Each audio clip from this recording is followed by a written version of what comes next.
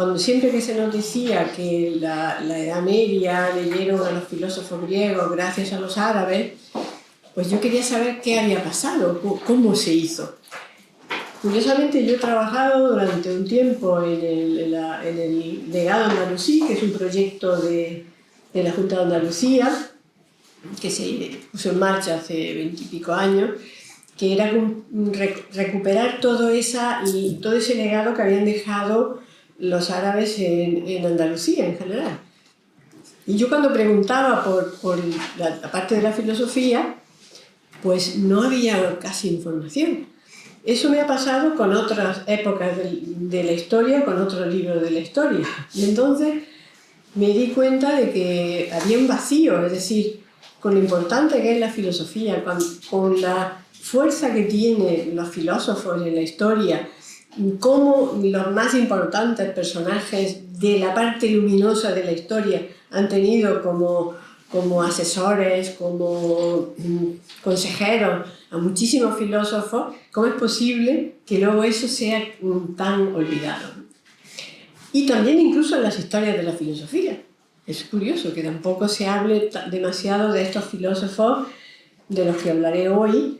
Algunos sí, claro que sí, pero sobre todo aquellos filósofos que tienen dentro de su hacer, como le pasaba a Ibn Gabirol, la poesía, el misticismo, etc., estos han sido un poco apartados, como si no fueran genuinamente filósofos, como si la filosofía fuese una especie de ciencia especializada, o eres o no eres, ¿no?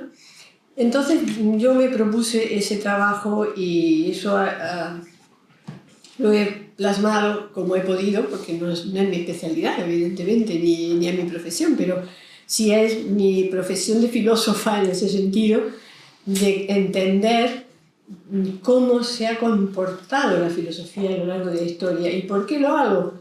¿Por un afán historicista? Pues no.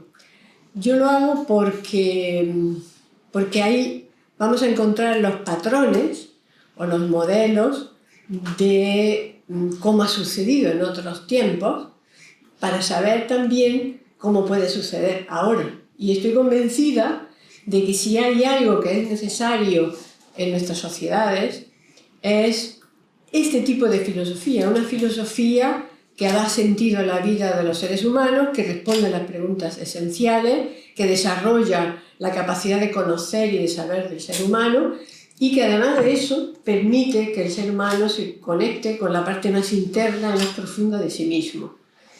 Esta es la filosofía de la que hablaremos esta tarde. Sin duda alguna tenemos que entrar en algún pequeño contexto, ¿no? Es decir, o un antecedente. El antecedente más importante es cuando los árabes se produce una gran expansión y consiguen, digamos, hacerse con los dos grandes imperios, uno totalmente y otro en una parte, que habían estado pugnando entre ellos, luchando desde hacía siglos, que son el Imperio Bizantino y el Imperio Persa. Esto fue tremendo para esos imperios, claro está. El bizantino todavía tuvo más recorrido histórico en el tiempo, pero el persa no, y aunque fue realmente un cambio radical en la geopolítica de la época, en el siglo VII, en el 634, se conquista Siria, que es muy importante para esto que vamos a ver. Entonces, sin embargo, para la filosofía fue muy importante esa época difícil y crítica. Pensemos que cuando Justiniano cierra la escuela de Atenas, la escuela neoplatónica de Atenas, en el 529, pues los filósofos que había allí, encabezados por Damasio de Gaza, pues tuvieron que irse. ¿Y dónde se fueron? Pues se fueron al Imperio Persa, a los territorios del Imperio Persa, junto al lado de los bizantinos. Y esa fue una traslatio de filósofos desde el mundo griego al mundo oriental. Ahí hay una semilla que se plantó en esa época y que fructificó, indudablemente fructificó a lo largo de los años.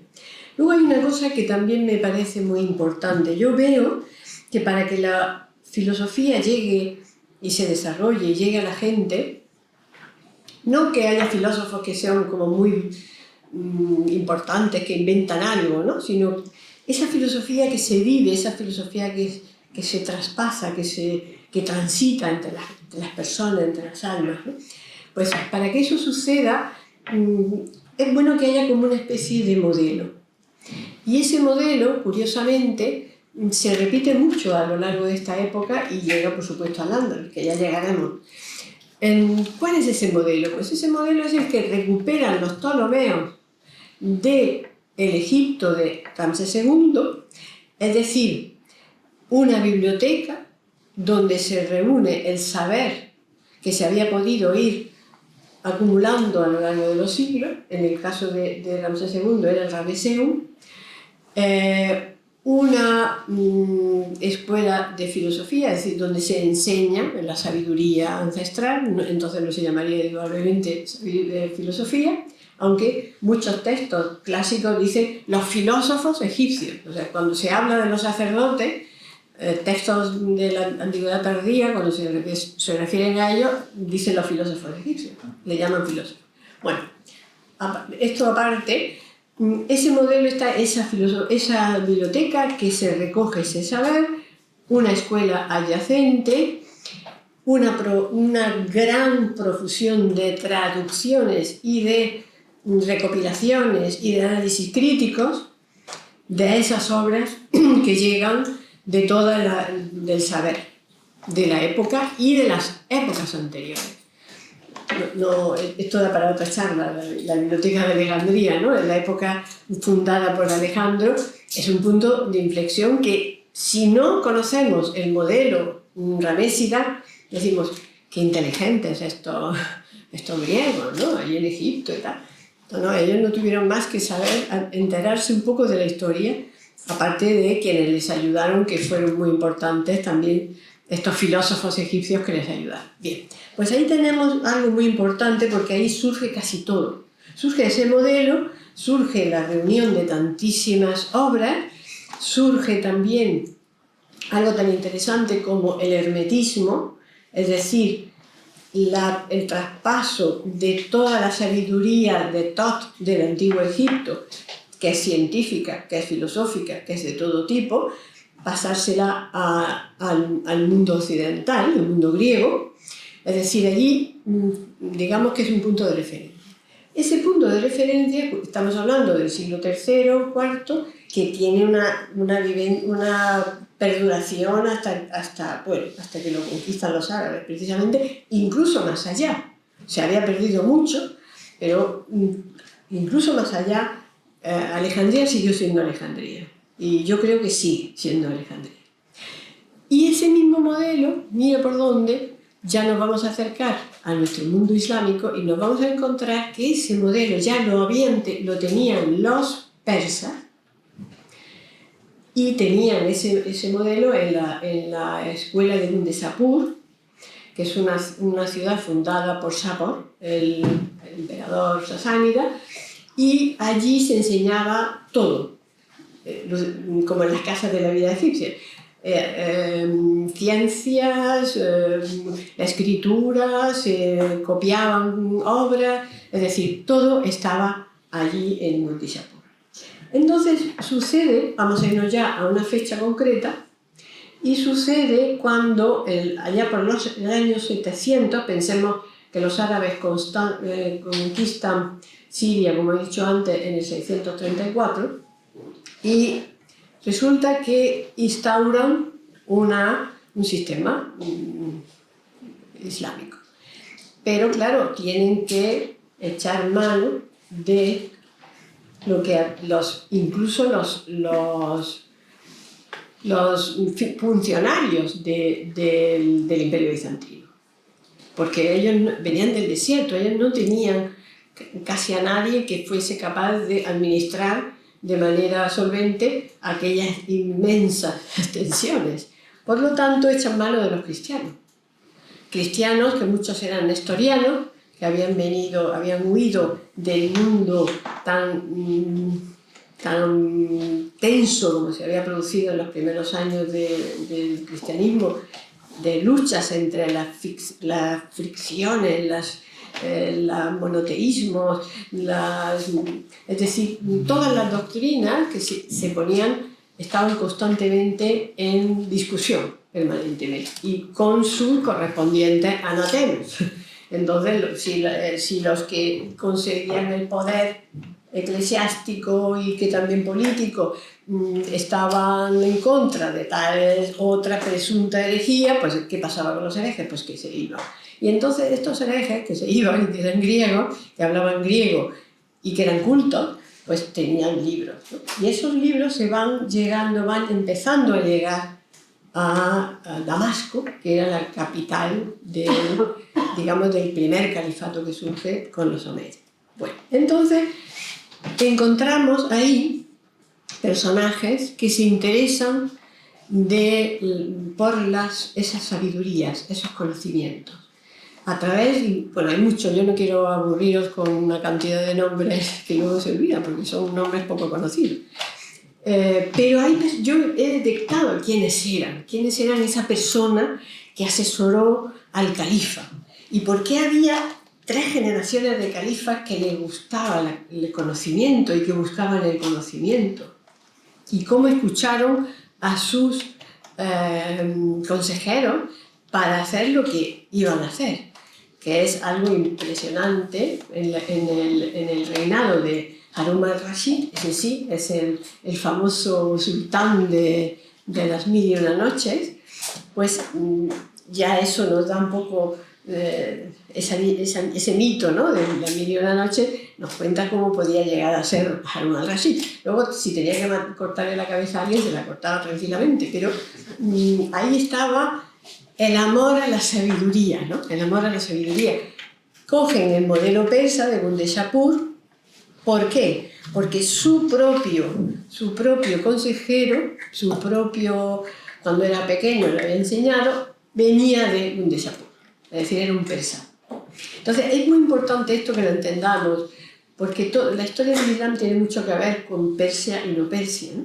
Yo además tengo una devoción en particular por el gran especialista del Islam en Persia, que es Henri Corbin, que tiene unos maravillosos libros, porque además es un alma bellísima la suya, pues explica mucho cómo se gesta ese esoterismo islámico, de la mano de según qué autores que ya lo tienen.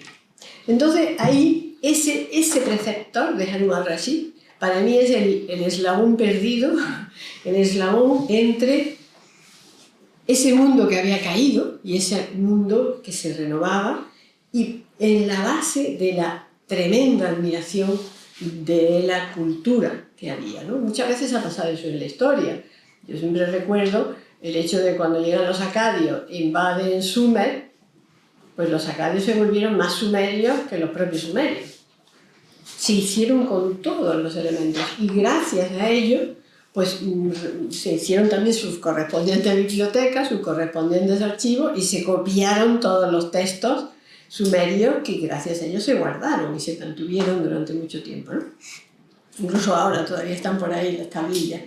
Entonces en ese sentido vemos cómo personajes a veces que no aparecen en la historia con letras de oro, porque siempre la historia privilegia a los políticos y sobre todo si ganan guerras, porque hay muchos políticos que pueden ser muy buenos, pero si han perdido una guerra ya se acabó. Entonces estos otros, que son los que le aconsejan, los que les dicen, los que están detrás de los grandes proyectos sapienciales, pues creo que se merecen que los recordemos, que los encontremos y que los conozcamos. Para mí eso me encanta, porque pienso que hay muchas cosas que no sabemos, que no se nos han contado, no por mala idea ni por querer manipularnos, como se suele decir en estos tiempos, sino por pura tontería, por no haber caído, por despiste. Entonces está bien que pensemos en estas personas, ¿no? Bien, entonces aquí ¿qué hace por consejo de su mentor, Harún al-Rashid? Que es fundar una institución que va a ser muy importante en el mundo islámico, que es la casa de la sabiduría, es la Bayat al-Hikma. Ya está, yo lo he dicho para que quede bien, pero... En realidad es la casa de la sabiduría, le llaman así. En esa casa de sabiduría es como un punto de encuentro, estilo biblioteca de Alejandría, claro. ¿Quién va a ser? Ellos no lo dicen, vamos a hacer lo que hacían los Ptolomeos, eso no lo dice nadie en ningún sitio. Pero es la misma idea, y lo mismo que los Ptolomeos, compraban libros donde hiciera falta, y cuando llegaba un barco a Alejandría cargado de libros, paraban todas las descargas y se descargaba lo que había allí, y luego iban y les encargaban a los copistas que los copiaran y luego devolvían la copia y se quedaban con el original. Todo eso se sabe que pasaba. Algo así empieza a pasar allí. Hay muchos allí en la Casa de la Sabiduría de Damasco, ¿no? En principio, y luego en Bagdad. Porque claro, tenemos que decir que es la dinastía Abbasí la que realmente, sobre lo que habían hecho los omeyas, que tuvieron apenas 50 años, pues sobre lo que ya los omeyas habían vuelto a mover, pues ellos lo plasmaron en ese proyecto. Hubo, que se sepa, yo no me he investigado a fondo el tema, pero yo he encontrado 3 casas de la sabiduría de este tipo en el Islam, más o menos en esa época, el siglo VIII, siglo IX. Una, esta de Bagdad, luego otra en Cairo y luego en Al-Ándalus, la de Córdoba. Entonces, ese modelo, ahí viene, es un lugar a donde fluyen todas las posibles obras que se van encontrando. Pensemos que ahí había, en los textos clásicos, venían muchos de ellos de la mano de los sirios, que escribían en siríaco, y conocían el griego, pero escribían en siríaco. Pensemos, unas personas que ven un libro que está escrito en griego, lo traducen al siríaco y después lo traducen al árabe, ¿qué habría en esas traducciones? Pues, bueno, había lo que había. Con eso se apañaron. Pero ya cuando en esa institución de la Casa de la Sabiduría se lo toman más en serio, entonces empiezan a revisar bien las traducciones y ver si estaban adecuadamente escritas o no. De eso se llama muchas veces, cuando se habla de la escuela de traductores, no es que haya una escuela de traductores, es que allí iban gente a traducir y se les daban indicaciones pertinentes para que criticaran los textos que se les venían, si había habido o no había habido una falsificación. Con todo y con eso, hubo una reacción muy curiosa, ¿no? Y era que cuando se trata de la filosofía, que llegó mucho después, quizá de los primeros textos que vienen de fuera a esta ciudad, a esta Casa de la Sabiduría, se dice que podían ser los textos alquímicos, que también venían de Egipto, claro.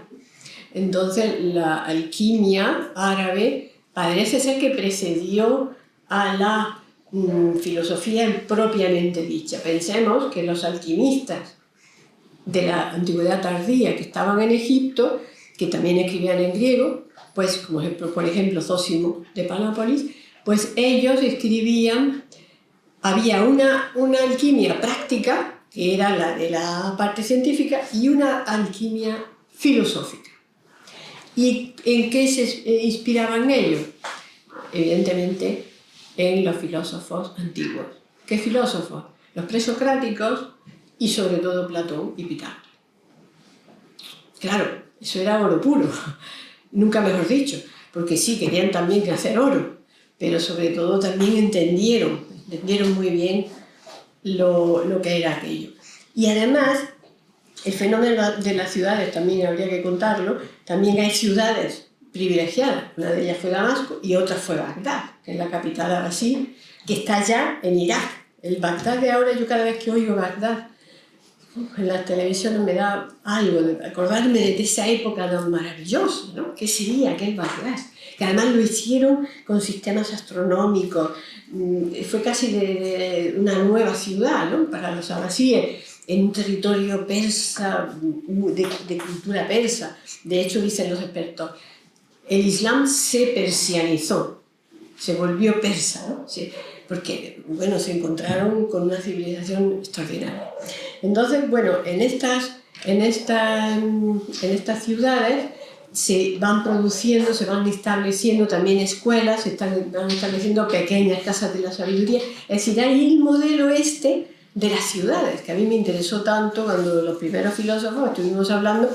Las ciudades griegas del Mediterráneo, de tal, eran focos para la filosofía. Pues eso pasa también en Oriente, tanto en el mundo mesopotámico como en el mundo egipcio, etc. Y por supuesto en el Andaluz.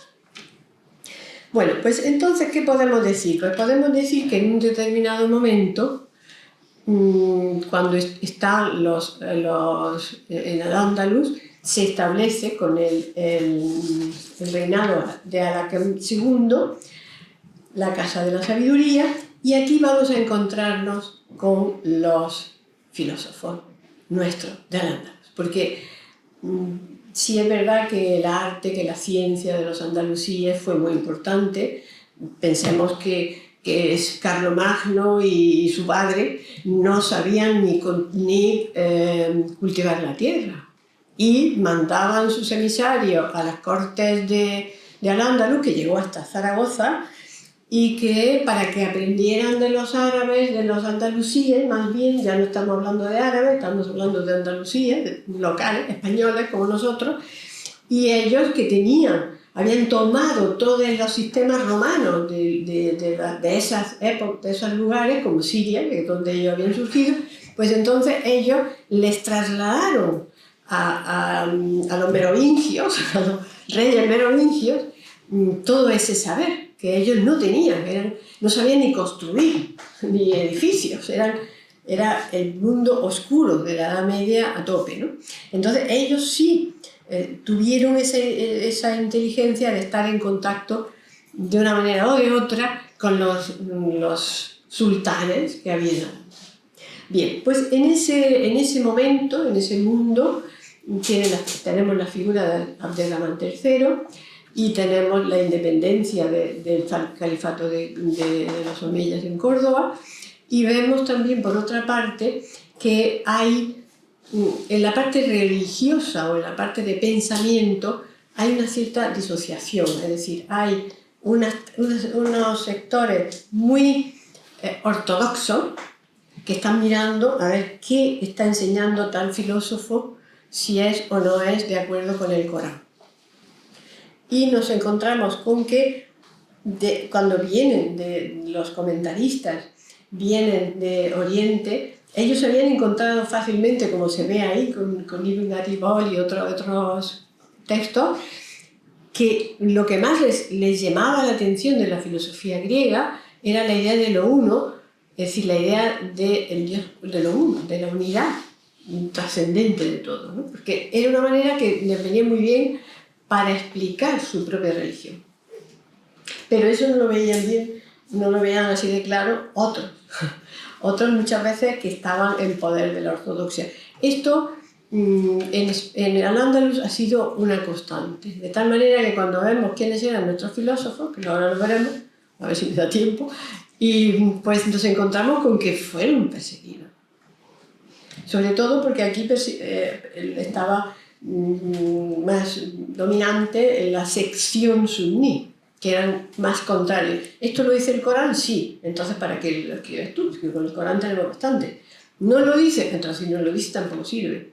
Es decir, con esa idea, entonces los estudiosos de este asunto dicen que esa costumbre que tenían los cristianos, que les pasó también lo mismo, es decir, aquellos que eran acusados de herejes se apartaban del mundo, generó toda una tendencia al misticismo, a la salida del mundo, que cuando luego leían los textos de Plotino o leían los textos de Platón se daban cuenta de que para que estar metido en el mundo no era tan interesante, era más interesante ascender al mundo de lo divino, al mundo del espíritu. Entonces siempre tenían esa posibilidad de poderse recluir y no hacer mucho ruido.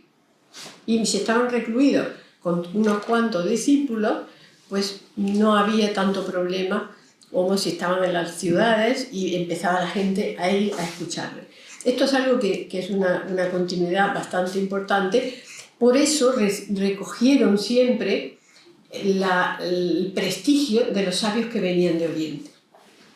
Y por eso tenemos que encontrar, que lo he visto ahí en el esquema de los filósofos, Al-Kindi. Al-Kindi es importantísimo porque Al-Kindi es de origen iraquí también. En Bagdad es el que organiza también la parte, esta traductora más filosófica de los documentos, y es el primero que escribe sobre la filosofía. Estamos hablando del siglo IX, de tal manera que es llamado el filósofo de los árabes. Bueno, es poca imaginación, ¿no? Pero en fin, efectivamente era como el más importante, ¿no? ¿Qué dice Al-Kindi? Que es el más, digamos, es como decir, esto lo ha dicho Al-Kindi, entonces ya era algo que daba legitimidad a los filósofos locales. Ya tenía esa aureola. Pues dice en un libro maravilloso que se llama Sobre la filosofía primera. Dice, de hecho, el arte humano más alto en grado y noble en rango es la filosofía. Esta se define como el conocimiento de la verdadera naturaleza de las cosas. En tanto es posible para el hombre. La finalidad del filósofo es alcanzar la verdad y, como recompensa de ello, actuar verdaderamente y que sus acciones se adecúen a esa verdad. No se puede decir más en menos líneas, ¿no? Curiosamente, Al-Kindi tiene un discípulo que es Al-Farabi, otra cabeza impresionante, y qué casualidad. ¿Qué proponía Al-Farabi?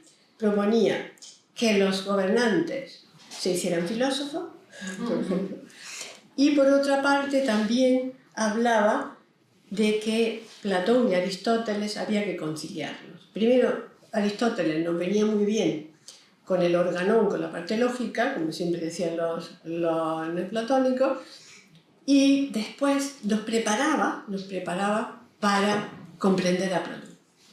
Esto es muy interesante porque en la escuela neoplatónica, esto es un excurso, en la escuela neoplatónica de Proclo se decía, los pequeños misterios es Aristóteles y los grandes misterios es Platón. Y entonces ellos, en esa digamos, categorización, pues, ¿qué es lo que les interesaba de Aristóteles fundamentalmente? Ya he dicho el organón, pero también les interesó la metafísica. Y la metafísica, en un particular capítulo, que es el capítulo lambda, es decir, la L griega, dedicado a Dios. Le gustaba esa explicación de Dios hecha por Aristóteles. Todo esto, esta conciliación, es el caldo de cultivo de Al-Farabi. Claro, pensemos que también en Al-Ándalus tenían que venir, los que venían a hablarle de filosofía, tenían que apoyarse ya en filósofos islámicos, musulmanes, y además pues, de Oriente, que era donde había surgido ese encuentro maravilloso entre la filosofía y la civilización árabe. Entonces, ¿cuándo llegan estos primeros textos? Pues llegan al Andalus en el siglo XI, un poco tarde, pero en el siglo XI, como se ve en la cronología que tenéis fuera, ¿no? ¿Y quién sería el primero? ¿Quién sería el primero de ellos? Natural de aquí, de Al-Ándalus, pues es Ibn Masarra.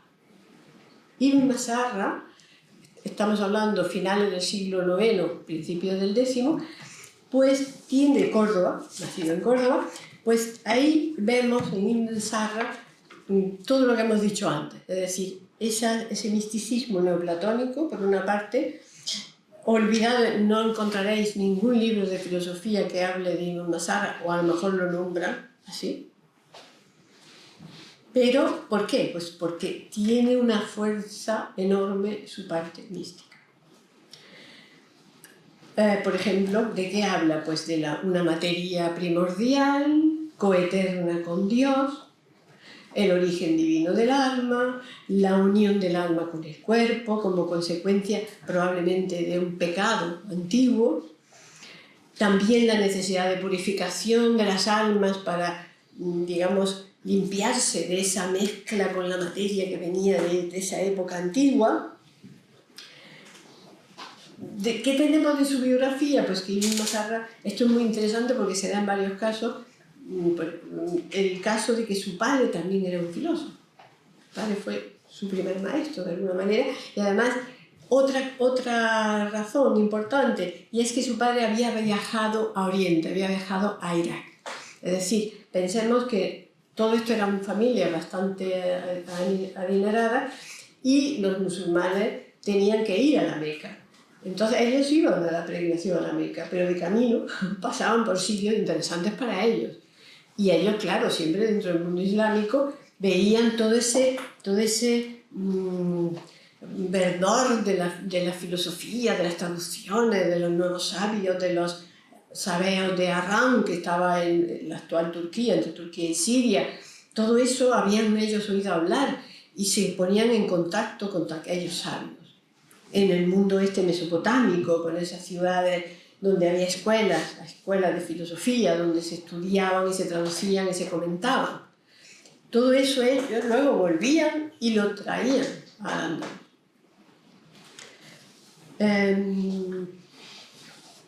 Evidentemente llega el momento en que le tienen que empiezan a estar sospechosos con él las autoridades, diríamos. Se tuvo que marchar, tuvo que exiliarse, y cuando sube al trono a Ramán III es cuando vuelve Ibn Mazarra. Y tiene un libro, un texto que me encanta el título, el libro de la explicación penetrante. El libro de la explicación penetrante. Él, por supuesto, ya conocía al Kindi, ya conocía al Farabi, y su fuente de inspiración, según Asim Palacios, que es nuestro especialista en Mazarra, gracias a Asim Palacios, un libro precioso de los filósofos en Al-Ándalus, me enteré de que existía Mazarra, porque además tuvo una escuela en Granada, tuvo otra escuela en Almería y en Sevilla, que eran digamos, las tres ciudades más familiarizadas con la filosofía. Por supuesto Málaga también, pero no en el caso de Mazarra, no lo sé, no sabemos. Entonces, parece ser que quienes han analizado sus textos ven que se inspira fundamentalmente en Plotino.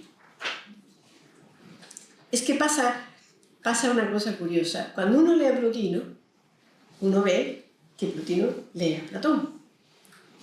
Lo dice a veces y otras veces no lo dice porque lo tiene tan dentro que cuando él habla es como si hablara Platón a través de él, ¿no? Pues esto es lo que le pasaba, parece ser, a Mazarra con Plotino. Y también cita a Jámblico, también lee obras de Jámblico. Bueno, vamos a avanzar a otro andalusí, que creo que ese sí es más conocido, que es Ibn Tufail de Guadix, granadino. Hay que meter a alguien de Granada, porque, bueno, es nuestro número. Entonces Ibn Tufail tenía, antes de decir nada de él, estamos hablando de 1110 al 1185, él tiene una gran admiración por otro filósofo de Al-Ándalus, pero no de Al-Ándalus, Andalucía, sino del Al-Ándalus de entonces, que estaba en Zaragoza. Digamos que la marca del Al-Ándalus llegaba prácticamente hacia el norte, ¿no? Que era el caso de que llamaron los cristianos a Benpace y los musulmanes le llamaban Abu Bakr ibn al-Sa'id ibn Bayat. Entiende uno que le hayan llamado a Benpace. Bien, entonces, sobre el alma, la epístola de la unión, el régimen del solitario, toda esa idea, ¿no?, que son los títulos de las obras de Benpace, muy citados a lo largo de toda la Edad Media, tomó mucha conexión el mundo cristiano con él, y todos estos títulos parece que están inspirando al filósofo autodidacto, ¿no?, que es como una especie es como la obra más conocida de Ibn Tufail, donde habla de que es natural para el ser humano ser filósofo, a nada que se tenga posibilidades de contemplar la naturaleza y hacerse preguntas sobre ella. Bueno, yo tengo una cita de Ibn Tufayl que me encanta porque habla de la filosofía. Y dice, y esto, la filosofía, ya es cosa que puede ser consignada en los libros. Claro, ya había libros de filosofía, y de la cual cabe dar explicaciones, pero es más escasa que el azufre rojo. Y señaladamente en este país en que vivimos, en Al-Ándalus, pues tal conocimiento es en él tan raro que solo algún individuo aislado tras otro logran adquirirlo. Y el que consigue conquistar algo de ello no lo comunica a la gente, sino por medio de alegorías, que es lo que él hace. Porque la religión musulmana y la ley verdadera prohíben dedicarse a su estudio y ponen en guardia contra él. Él tenía que luchar contra esas circunstancias. Este comentario me recuerda al que hace Pico de la Mirándola en sus 900 tesis, cuando dice en un momento dado lo difícil que es ser filósofo en esa época, ¿no? Y eso que nosotros decimos, oh, pero el Renacimiento, fíjate. No. Lo dice uno que estaba allí. Y dice lo difícil que era ser filósofo. No sé, por lo menos a nosotros tampoco nos resulta fácil, de tal manera que probablemente somos un poco de la misma cuerda, ¿no? Bien, entonces aquí tenemos que tener en cuenta, quien esté interesado por los filósofos de Al-Ándalus, hay que tener en cuenta Zaragoza. Zaragoza fue muy importante en la época, no solamente por Abenpace, sino porque había allí una importante escuela de filosofía también. Bueno, luego tenemos que irnos, es inevitable, a Averroes, a Ibn Rushd, quizás el más famoso, el que tiene más marketing. Dice Henri Corbin que no le cae muy bien, como dice, está sobrevalorado. Está un poco sobrevalorado, no era tan impresionante. Pero Ibn Rushd tiene estamos hablando del 1126, 1198, Ibn Arabi, pues, Averroes, Ibn Rushd, pues pertenecía, algo que también se da en otros casos, a una familia muy ilustre, muy bien situada, y debió de ser inteligentísimo, porque sabía de medicina, fue médico del sultán, sabía de leyes, fue también cadí, lo hizo todo, podía con todo, era una especie, como le pasaba a Aristóteles, que Platón le llamaba la mente, de lo inteligente que era, ¿no? Dice. Entonces se formó en teología, en derecho, en medicina, en matemáticas, astronomía y filosofía. Y luego le encarga al Mansur, cuando ya se acerca a la corte de Al-Mansur, le encarga que estudie la filosofía de Aristóteles, que vea si las traducciones eran adecuadas y que revise toda la filosofía de Aristóteles. Esto es una cosa muy trascendente porque eso generó luego, veniendo el tiempo, cuando llega todo esto a las universidades o a los monasterios en Occidente, pues hubo toda la vida polémica de averroísta y antiaverroísta. Pero esto no nos interesa a nosotros, francamente, porque realmente es un personaje importante y quizá su máxima aportación pues es la de haber restaurado, haber clarificado a Aristóteles. Bueno, entonces hablar de Averroes nos lleva también a hablar al otro opuesto, que es Ibn Arabi. Me encanta lo que dice cuando empieza a hablar de Ibn Arabi. Henri Corbin dice: abordamos ahora la orilla de un mar sin límites, el pie de una montaña cuya cima se pierde en las nubes. O sea, Ibn Arabi es otra cosa, ¿no? Es como si dice ahora juega en otra liga. Perdón, Ibn Arabi. Qué banalidad he dicho. Bien, pues, ¿cómo se le llamaba? Se le llamaba de muchas maneras. Se le llamaba el maestro más grande, se le llamaba el vivificador de la religión y se le llamaba también Ibn Aflatún, que significa el hijo de Platón, porque se inspira completamente en la filosofía platónica.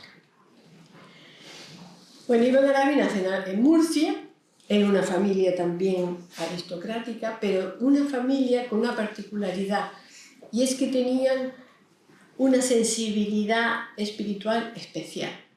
Su padre, su madre, sus tíos, su familia. Además de aristócratas, eran gente sensible a los elementos espirituales. Tiene muchas cosas, ¿no? Cuando vivió un momento muy difícil, porque fue la famosa guerra de los almohades y de las taifas, estamos hablando del siglo XII, y bueno, Almanzor, que vence la batalla, todas estas luchas tremendas. De hecho, tuvieron que irse de Murcia a Sevilla. Allí tuvo varios trabajos, porque también tenía una inteligencia impresionante, ¿no? Entonces allí se le enseñó evidentemente el Corán y la jurisprudencia. Eso era un modelo de educación para casi todos los hijos de buena familia de la época, ¿no? Y de hecho tuvo una función política como secretario del gobernador de Sevilla. O sea que tiene su parte, digamos, profana, hasta que llega el momento que se pone, después de una enfermedad, se da cuenta de que tiene que hacer algo. ¿Y cómo lo nota? Pues porque estaba muy enfermo por una epidemia, precisamente, y tiene una visión. Esto es muy interesante, Ibn Arabi, porque él siempre habla de que tiene alguien que está con él, que le acompaña. Y eso nos recuerda el daimon de Sócrates o los daimones y toda la doctrina sobre los daimones. Y a él le llama el ángel, porque en el Islam el tema del daimon se toca también, ¿no? Existen los ángeles. Bueno, Mahoma ha estado todo el día con los ángeles, es decir, que los ángeles están presentes en el Islam y él lo toma como algo así. Y entonces le pregunta, él está soñando que hay unos seres que le están atacando y de golpe ese daimon o quien sea lo salva y los echa fuera. Y entonces le pregunta a él, ¿quién eres? Y le contesta, soy la Sura Yasin. ¿Qué es la Sura Yasin? Pues es la Sura número 36 del Corán. Yo soy tu protector.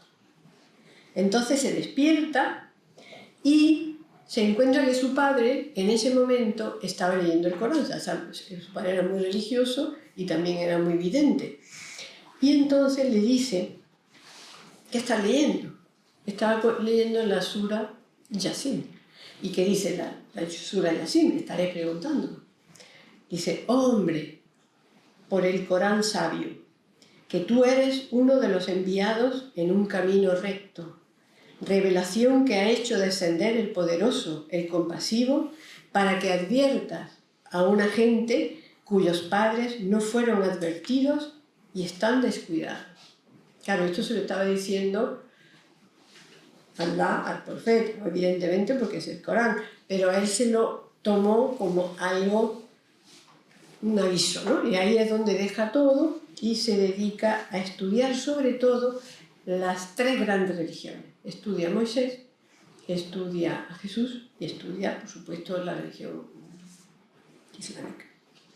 Se va a la Meca, recorre todo Oriente, va a Siria, va a Egipto, va a Palestina. No se sabe bien si vuelve o no vuelve al Andaluz, pero en todo caso sí él funda una escuela en Oriente. ¿Y quién es uno de los que pertenecen a su escuela? El admiradísimo ahora Rumi.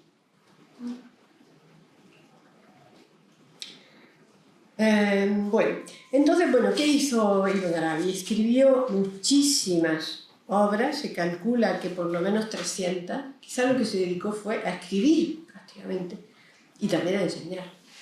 Y quedan de esas 300 unas 75, entre 75 y 100, porque hay algunas que son muy incompletas. Las conquistas espirituales de la Meca es lo que escribe cuando hace su peregrinación, y luego pues habla también de la jerarquía cósmica, los nombres de Dios. Hay otra que se llama los engarces de sabidurías y hace una relación sobre las doctrinas de los más grandes profetas: Adán, Set, Noé, Idris, Abraham, Jacob y David. Es decir, curiosamente, en un momento tan difícil como el que había entonces en Al-Ándalus, él se pone a decir, no, los judíos hablan lo mismo que nosotros, dicen lo mismo, sus profetas. Entonces, él dice, ¿dónde se reúne todo eso? En la unicidad de la esencia de Dios. Si la esencia de Dios es única, sus mensajes tienen que ser el mismo. Otra de las obras poéticas de Ibn Arabi se llama El intérprete de los deseos, y hay otra que me parece preciosa que se llama Lo imprescindible. Luego, también otra anécdota que se cuenta en Lo imprescindible es lo que le pregunta. Hay bastantes consejos dados a los discípulos. Y entonces uno de sus discípulos, estamos hablando de Mosul, que es una ciudad también famosa por todos los bombardeos que ha habido, y allí había una escuela de filosofía y allí estaba Ibn Arabi. Y le pregunta al aspirante qué debe de hacer, por dónde tiene que empezar, y le dice: el camino y los medios para la salvación y la felicidad eternas consisten en acercarse a la verdad. Es curioso que coincida con lo que había dicho Mazarra. Que la verdad eterna te despierte del sueño de la despreocupación.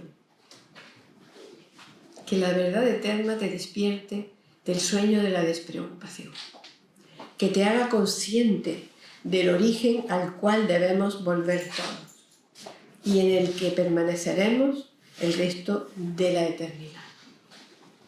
Hay una anécdota que él narra, que es su encuentro con Averroes.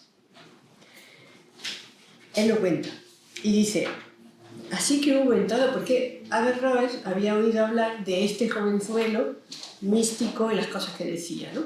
Y él lo quiso conocer.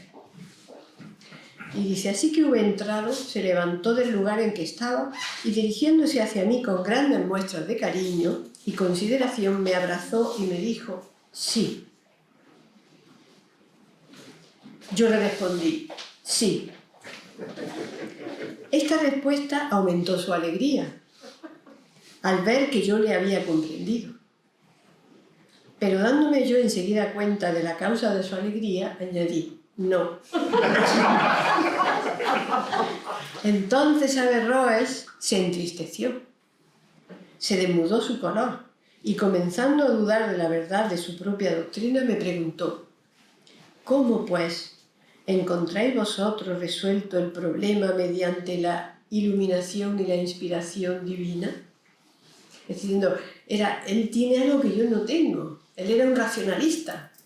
Estaba todo el rato dándole vuelta a su racionalismo. Yo le respondí: sí y no. Entre el sí y el no salen volando de sus materias los espíritus y de sus cuerpos las cervices. Palideció Averroes, no sé por qué, sobrecogido de terror. Y añade este comentario de Averroes, es decir, por su parte, Averroes también comentó esa entrevista, que parecida. Yo me acordaba de la entrevista, que es también legendaria, entre Lao Tse y Confucio, ¿no? Como ya lo sabéis, pues no voy a andar en ello.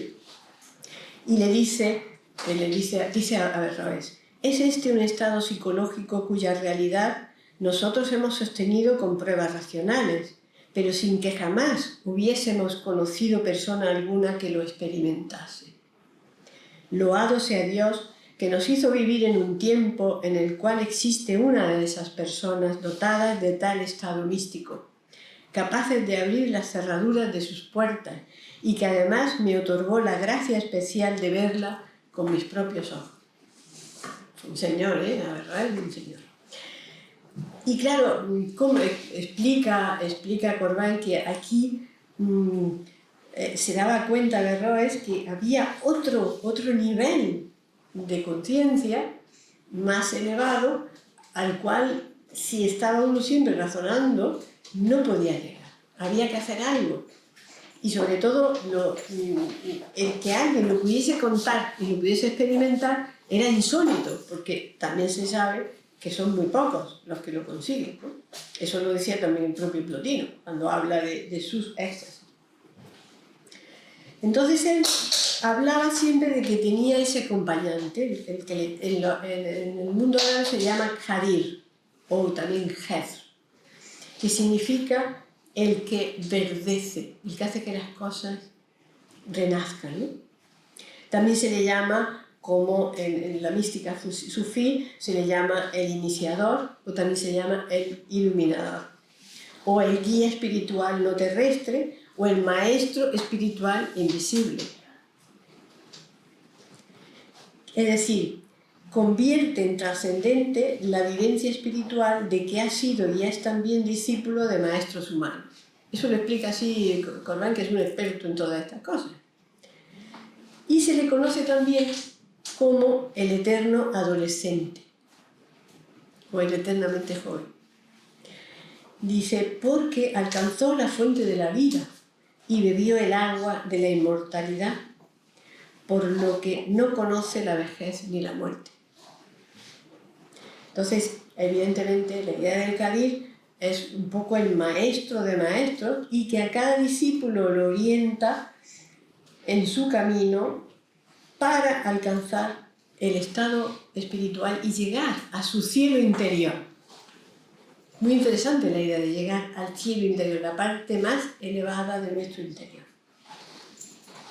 Es una especie que no es el ángel de la guarda exactamente, pero es algo que está junto al alma de según quién, claro.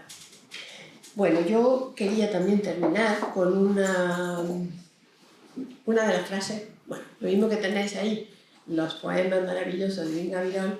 Yo os invito o os sugiero a que hagáis otra cosa parecida sobre Ibn Arabi, por favor, porque tienen una maravilla impresionante. Bueno, la más conocida cita dice: hubo un tiempo en el que rechazaba a mi prójimo. Fijaos qué frase, rechazaba a mi prójimo.